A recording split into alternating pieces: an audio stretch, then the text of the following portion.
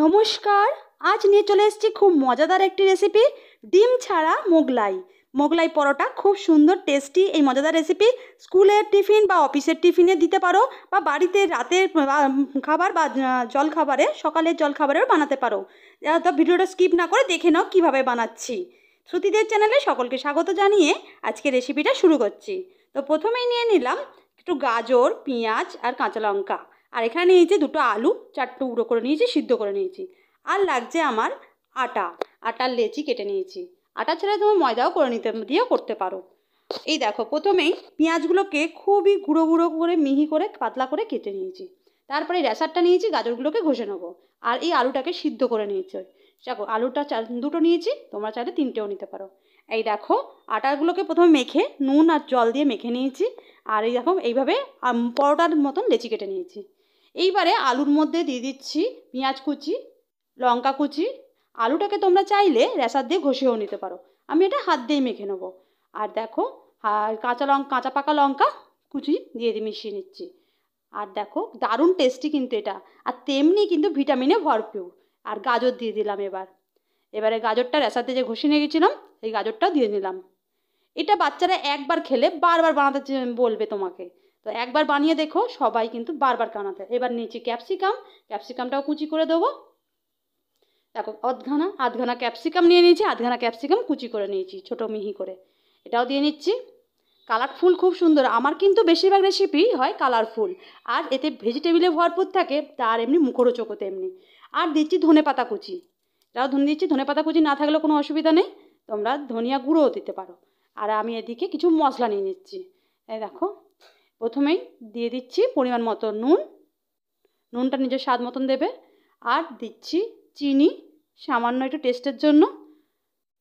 আর দেব ধনিয়া গুঁড়ো আর জিরে গুঁড়ো, এইগুলো দিয়ে দিচ্ছি। এক এক করে সমস্ত মশলাগুলো দিয়ে দিচ্ছি। দারুণ টেস্টি হয়। আর এটা ধনিয়া গুঁড়ো যেহেতু দেওয়া থাকে না, দারুণ একটা সেন্টও বেরোচ্ছে, খুব সুন্দর লাগে মাখানোর সময়, নিজেরই দেখবে দারুণ লাগবে, জিভে জল আসা মতো রেসিপি এটা। তো দেখো পুরো মশলা মানে আলুর মতন মাখানো হবে এটা। এবার দেব সবচেয়ে সিক্রেট মশলা, ম্যাগি মশলা। 5 টাকা দিয়ে এরকম প্যাকেট তোমরা পেয়ে যাবে যে কোনো দোকানে। আর আমি এই দুটো নিয়েছি ম্যাগির প্যাকেটের মধ্যে যে মশলা দুটো থাকে, সেটাই আমি এখন দিয়ে দিচ্ছি 2 প্যাকেট। না পেলে তোমরা 5 টাকা করে কিনে ওই 5 টাকার প্যাকেটটাও দিতে পারো। তো এবারে ম্যাগি মশলা দুটো দিয়ে দিলাম। এবারে হাত দিয়ে সমস্তটাকেই ভালোভাবে মেখে নেব। আলুগুলোকে ভালোভাবে নরম করে মাখবো। সমস্তটাই আমি হাত দিয়েই মেখে নিচ্ছি। দেখো এইভাবে দারুণ টেস্টি হয়। আর যেসব বাচ্চারা সবজি খেতে চাও না, মানে ভেজিটেবল খেতে চাও না, তাদের জন্য এই রেসিপিটা ভীষণই উপযোগী। যেসব বাচ্চাদের খাওয়াতে পারো না বাচ্চাদের, তাদের জন্য এইভাবে খাইয়ে দিতে পারো। আর রুটি তো একঘেয়ে লাগে রুটি খেতে খেতে, আটার রুটি অনেকেই খেতে পছন্দ করে না, কিন্তু এইভাবে যদি পুর বানাও। আর দেখো আমি এই অবস্থায় কিন্তু একটু নুনটা টেস্ট করে নেবে। তো আমি নুন টেস্ট করে নিয়েছি, প্রয়োজন হলে এই সময়তে নুন মাখিয়ে নিতে পারবে। তো দারুণ টেস্টি, খুব সুন্দর একটা ধনিয়া গুঁড়োর গন্ধ, একটা ফুচকার মতন লাগছে। এবারে একটা থালা নিয়ে নিলাম, থালার মধ্যে আমি রুটিটা বেলবো। এতে কিন্তু কিছু জড়ায় না, পুর দেওয়া যে কোনো জিনিস তোমরা এই থালার স্টিলের বা যে কোনো থালার পিছনে এটা বেলতে পারো। আমি গুঁড়ো আটা দিয়েই বেলছি, তেল দিয়ে কিন্তু বেলছি না। বললাম না প্রথমে, যেমন টেস্টি তেমনি কিন্তু স্বাস্থ্যকর খাবার এটা। আর এবারে রুটির মতন বেলে নিয়ে আমি একটা লেচির মতন কেটে পুর রেখেছিলাম, লেচি সমানই একটা পুর আমি পুরো স্প্রেড করে দিচ্ছি, চারিদিকে ছড়িয়ে দিচ্ছি রুটির মধ্যে। যতটা আমার লেচি ছিল আটার পরিমাণে লেচি, তেমনি কিন্তু ওই পুরটারও লেচিটা সেরকম সাইজেই দিচ্ছি। এইভাবে চারিদিকটা ছড়িয়ে দিয়ে 4টে কোণ এইভাবে মুড়ে নেব। দেখে নাও, পুরো মিনি মোগলাই পরোটা যেমন হয়, এই দেখো মোগলাই পরোটার মতন পুরো মুড়ে নিচ্ছে 4টে। এইবারে এটা কিন্তু আমি আবারও বেলবো। 4টে মুখ এইভাবে ভালোভাবে জুড়ে নিলাম। এভাবে জুড়ানোর পর আবারও একটু গুঁড়ো আটা ছড়িয়ে এটাকে আবারও বেলবো। প্রথমে হাত দিয়ে ভালোভাবে সেট করে নেবে চেপে চেপে, তারপরে এপিট ওপিট উল্টে ভালোভাবে আবারও বেলে বড় সাইজের করে নেবে। কোনো অসুবিধাই হবে না, যেহেতু আমি এটা থালার মধ্যে বেলছি, কোনোভাবে জড়ায় না, আর গুঁড়ো আটা দিয়েই বেলছি। দেখো এইভাবে বেলে নিলাম। দেখো পুরো দেখো বড় সাইজই হয়ে গেল, কোনো অসুবিধাই হবে না, থালার পিছনে করে অবশ্যই বেলতে পারো। এইভাবে আমি একটা বেলে নিলাম, বাকিগুলো একইভাবে বেলে নেবো।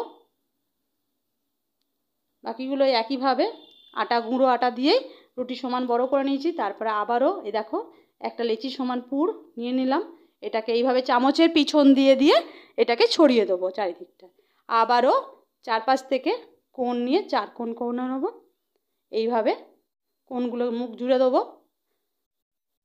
দুপাশে হয়ে গেছে, আরও দুপাশটা এইভাবে মুড়ে দেবো। 4টে দেখো চৌকো হয়ে গেল পুরো। এইভাবে হাত দিয়ে একটু প্রথমে চেপে নিয়ে আবারও গুঁড়ো আটা ছড়িয়ে আবারও ভালোভাবে বেলে নেবে।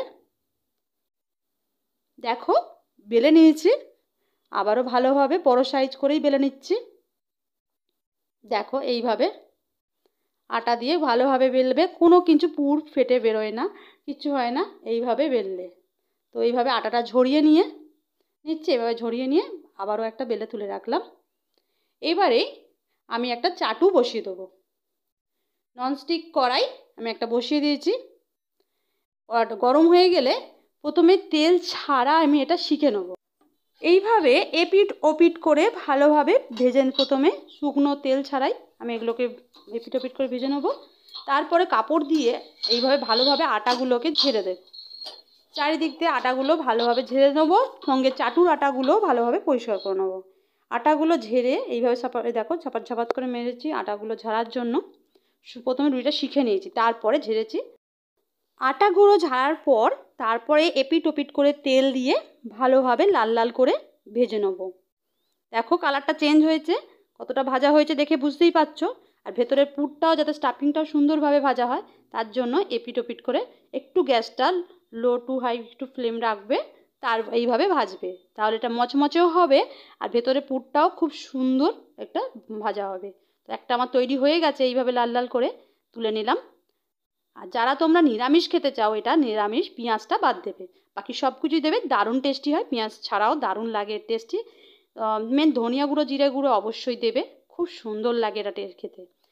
তো আবারও একটা করে নিচ্ছি একইভাবে, প্রথমে চাটুতে শিখে নেওয়ার পর তারপর আটাটা ঝেড়ে তেল দিয়ে এইভাবে লাল লাল করে ভেজে নেব।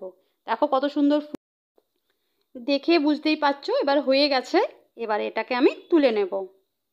একটা হয়ে গেল, আমি এইভাবে তুলে নিলাম। আর এটা যেমন হয় টেস্টি তেমনি হয় খুবই স্বাস্থ্যকর হেলদি খাবার।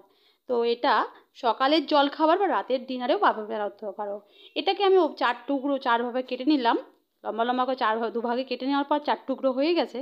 আর এটা এইভাবে সার্ভ করলে না দেখতে খুব সুন্দর হয়। আর সঙ্গে দেখো ভেতরে স্টাফিংটা দেখিয়ে দিচ্ছি কত সুন্দর হয়েছে, ভেতরে কালারটাও কত সুন্দর এসছে। কিন্তু আর এইটা টমেটো সস দিয়ে আমি একটু দিয়ে দিলাম, এটা শুধু সস দিয়েই খাওয়া হয়ে যায়। আর যারা অনেক সময় তরকারি করার ঝামেলা থাকে, সেই তরকারি করার ঝামেলা ছাড়া এটা বানাতে চাও, তো অবশ্যই এইভাবে আটার লেচি দিয়ে এইভাবে পুর দিয়ে আলু গাজর এইসবভাবে পুর দিয়ে এইভাবে বানাতে পারো। তো রেসিপিটা ভালো লাগলে অবশ্যই একটা লাইক করে দিও। আজকের মতন এখানে শেষ করলাম। সবাই খুব ভালো থাকবে, যারা চ্যানেলটা প্রথম দেখছে চ্যানেলটা